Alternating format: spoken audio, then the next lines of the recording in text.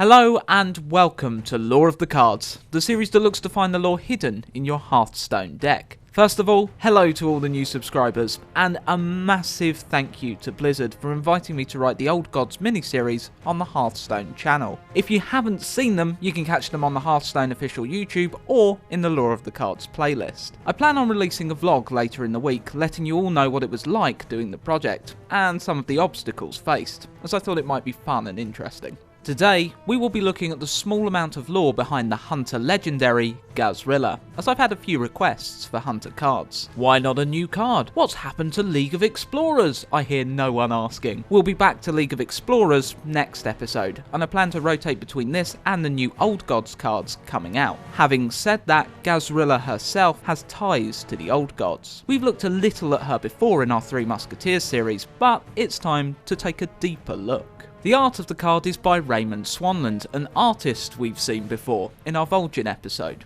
Since then, the amount of Swanland's artwork used has extended to 25 cards, Excavated Evil being the most recent. He's also produced art for uncollectible cards and heroes, including the playable Medivh.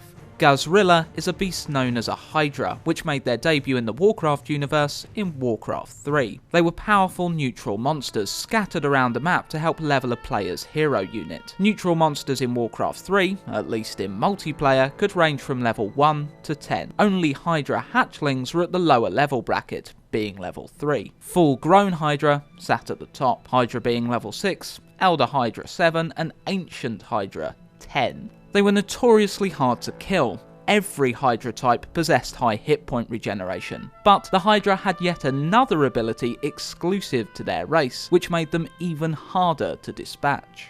The standard Hydra enemy would split into two Hydra hatchlings upon defeat, and the Ancient Hydra would split into two Hydra, which in turn split into hatchlings. The non-canonical Warcraft RPG offers some explanation as to why this is. Upon death, the Hydra's body does in fact split into two entirely new sentient beings. The monster guide states, "They are notoriously difficult to kill, both because their wounds heal quickly, and when another creature would die from similar wounds, they split into two smaller Hydra," implying the Hydra is able to choose when it splits. I also formulated my own theory back when I was playing Warcraft 3. I suspected Hydra were like kangaroos or crocodiles, storing their young away to defend them from attackers. Having said that, in World of Warcraft we, to my knowledge, haven't seen a Hydra split upon death, so this part of their biology may very well have been retconned. It is an ability similar to the Hydra that fought Hercules in Greek mythology. When one head was severed, two more would grow back in its place. The beasts have extremely keen senses due to the fact they have 3 pairs of eyes and ears. This fact is stated in the RPG, and reinforced by the Hydra ability Keen Senses in World of Warcraft, an ability this beast type can use when tamed by a hunter. Hydra can most commonly be found in marshland, near water, or in damp caverns beneath the earth. In Warcraft 3, many Hydra types would attack by spitting a torrent of venom at their adversaries. In World of Warcraft, they're happier to get a bit more physical, attacking at melee range and punctuating their attacks with various other abilities. Hydra are not only found on Azeroth, another family of these creatures dwelled upon the Orcs' homeworld of Draenor. The Hydra of Azeroth is a giant beast with 3 heads, a bulky torso, walking upon 2 legs, its thick tail ensuring the beast does not just topple over. The Draenor Hydra slightly differs in appearance, keeping its 3 heads but striding the land upon 4 legs. Like Azerothian Hydra, they can be frequently found by the shore or in marshland. Heroes were able to see these wondrous beings when they travelled back in time to an alternate reality, where the Orcs had not become corrupted by demons. On Draenor, Hydra are split into 4 main broods, each named after the brood's matriarch. Each brood differs in scale, colour and abilities. The green brood of Lernia possesses poison-based attacks. Echidna's purple brood bend the earth to their will. The blue brood possesses dominance over lightning, led by Karavnos, and Typhon's red brood can set their enemies aflame. The Hydra's abilities may very well be due to the strong primal elemental forces that can be found all over Draenor. Another brood of Hydra, the Varashian, was subjugated by the Shattered Hand Orc clan, who used the venom the Hydra produced to coat their weapons. In present day, the wondrous Draenor shattered to become the chaotic world of Outland. The event that destroyed the land also killed much of the world's creatures and plant life. Some survived, including the Hydra, but it would forever alter their appearance, closer to the Hydra of Azeroth. Their silhouette is near the same, but the Hydra of Outland look more heavily armoured, their heads deformed. One of these beasts, Gahz'rilla, is under the control of Lady Vashj. The Naga Sea Witch took control of the region of Zangar Marsh in the name of her master, Illidan's Stormrage. Gahz'rilla was let loose upon the lower reaches of Zangar Marsh to terrorise the species native to the area. Hydra are said to be notoriously difficult to tame, often being employed as guardians but with no handlers present. If they were, the Hydra would have torn them to pieces long ago.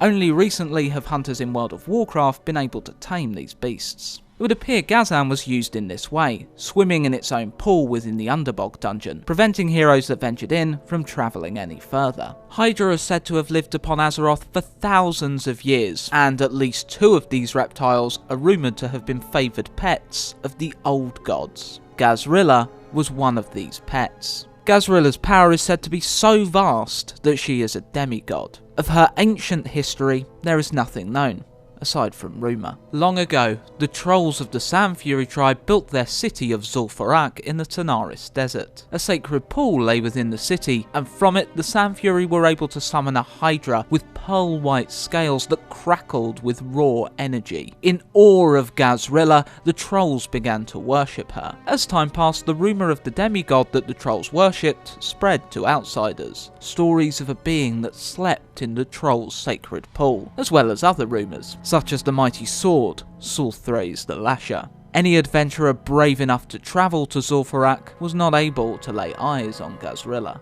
The rumour was true. The beast did sleep within her pool, but only the Sandfury knew how to wake her. A gong stood at the back of the pool that had to be struck with a specific hammer, the Mallet of Zul'Farak. To find this mallet, adventurers needed to travel from Kalimdor to the Eastern Kingdoms region of the Hinterlands. Quiaga the Keeper would drop the sacred mallet upon her death, which could be transformed upon the altar at the very peak of the troll city Gahz'rilla. With mallet in hand, the gong could be struck and Gahz'rilla would emerge from her resting place. The great Hydra battered her adversaries with her hulking form and ice-based attacks. When the Hydra fell, her body retained a portion of its power. Some adventurers removed one of the Hydra's teeth to wield as a dagger. This dagger had a chance on hit to cover the user in Gahz'rilla's electrical energy, shocking those that dared attack.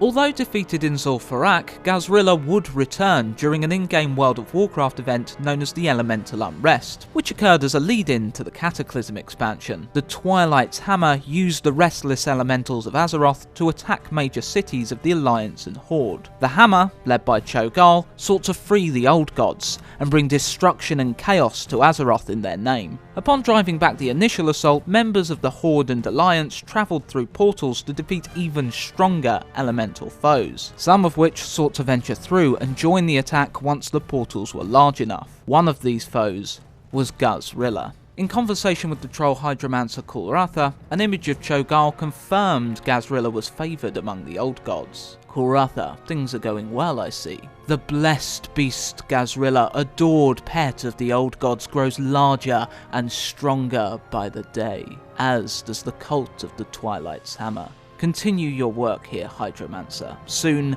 this world will be remade, and as devoted servants to our master, you and the Sandfury tribe shall be justly rewarded. This kaiju Gahz'rilla, once again, attacked with the power of ice, but despite being far more powerful, was again defeated. The Hydra Akumai was also a favoured pet of the old gods and is said to have been blessed with a portion of their power. She was the end boss of the Black Fathom Deeps dungeon introduced in the original World of Warcraft. The Deeps were once a night elf temple dedicated to the worship of the goddess Elune. Cultists of the Twilight's Hammer had stumbled across Akumai and were worshipping her, seeing the beast's arrival as a sign that the old gods would soon return. The old gods' favour had twisted the beast, giving it an insatiable love for living flesh, a hunger the hammer made sure to feed with innocent victims. Akumai grew in power, the Twilight's Hammer nurturing the old god's pet. As the Hydra grew, the group expanded their territory within the Deeps, and in the Warlords of Draenor expansion, the dungeon was updated. The Twilight's hammer wiped out the other races that called Blackfathom their home and dedicated the depths to their worship. Akumai also underwent an image change. Only the Hydra's heads and necks were visible. Its size dramatically increased. Before adventurers fought Akumai, the whispers of an old god filled their minds, suspected to be N'Zoth. Our herald, Akumai, arises from the depths. You have earned the honor of being the first he devours. Perhaps Akumai had achieved this new form through the sacrifices offered to her, or perhaps by a further injection of power from the old gods. Savor this victory, mortal. Now that you've heard our whispers, it is only a matter of time until you belong to us. This was not the first time the new giant Hydra model appeared in WoW, as it was first seen in the Mists of Pandaria raid, the Throne of Thunder. At the order of the Thunder King, Lei Shen, many experiments were carried out in the depths beneath his palace, all in the pursuit of the king's insatiable lust for power. One of these experiments was to twist the cloud serpent Megaera into a many-headed Hydra. After this agonizing transformation, Megaera was left in the depths, eager to inflict the pain it felt upon any unsuspecting adventurers. When heroes killed one head, two more seemed to spawn in its place, all possessing the power of either flame, ice, poison, or arcane. So, there you have it. The lore behind Gahz'rilla, several other notable Hydra, and a little on the beasts in general. You can find the art used in the description below. As always, I really hope you enjoyed this episode. If you did, why not help add heads to the 6Gamers Hydra by liking, subscribing, and sharing this video. Of course, if you didn't like it, you can hit the dislike button, but I've recently been informed by Lei Shen he's got some space beneath his palace. Until next time, happy Hearthstoning.